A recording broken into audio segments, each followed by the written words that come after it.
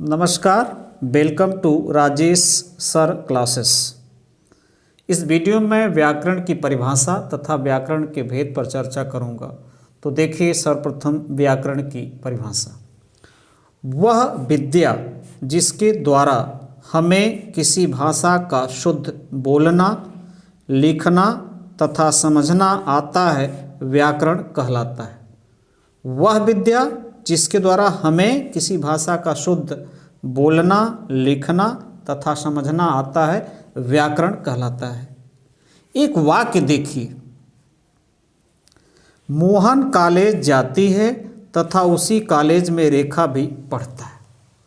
अब यहाँ हम देख रहे हैं कि जो ये वाक्य लिखा गया है, ये भाषा की दृष्टि से, व्याकरण की दृष्टि से गलत है, क्योंकि मोहन क्या है?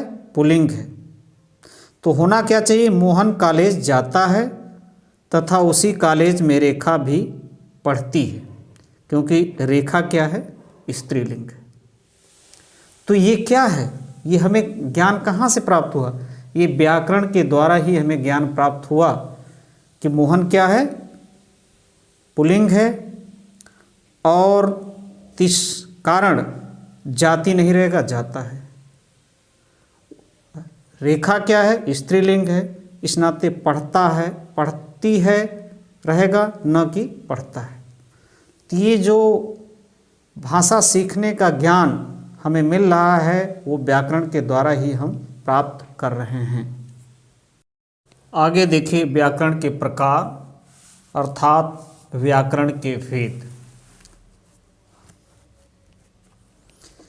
किसी भाषा को सीखने के लिए हमें वर्ण, शब्द, पद और वाक्य की आवश्यकता पड़ती है।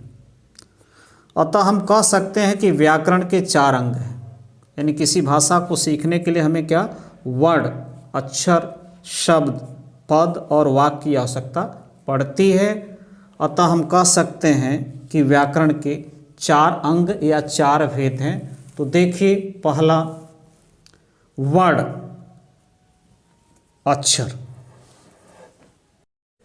भाषा की सबसे छोटी इकाई ध्वनि को वर्ण कहते हैं।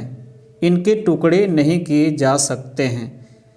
भाषा की सबसे छोटी इकाई जो होती है, वर्ण कहलाती है, अक्षर कहलाती है।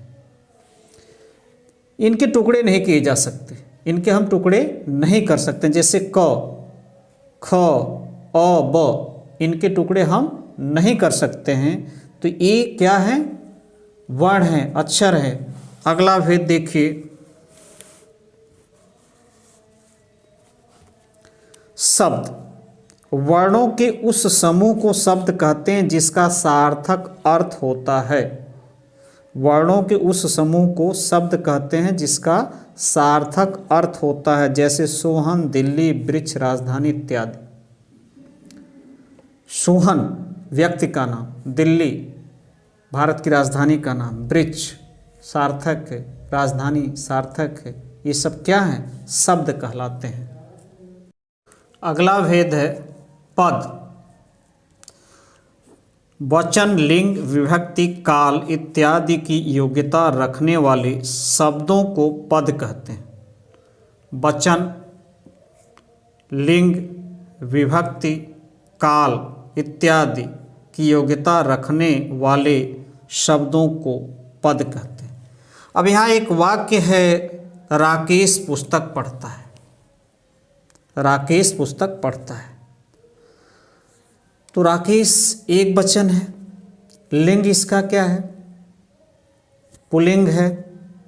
तो ये जो शब्द राकेश को, ये वचन, लिंग की जो योग्यता है, रखता है, यही क्या है? पद कहलाता है। अब है अंतिम चौथा वाक्य। शब्दों के उस समूह को वाक्य कहते हैं जिसका सार्थक अर्थ होता है। शब्दों के उस समूह को वाक्य कहते हैं जिसका सार्थक अर्थ होता है।